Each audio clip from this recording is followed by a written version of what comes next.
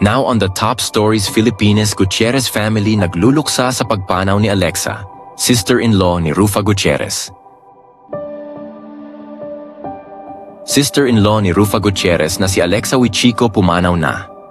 Ibinahagi ng aktres na si Rufa Gutierrez ang malungkot na balitang pagpanaw ng kanyang sister-in-law na si Alexa sa pamamagitan ng magkakasunod na Instagram story ngayong araw, July 28, 2024.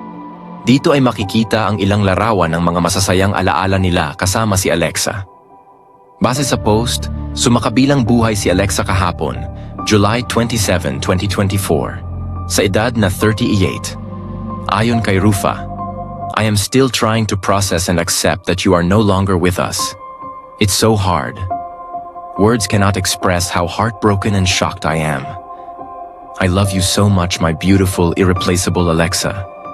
You will forever be in my thoughts and in my heart. Until we cross paths again.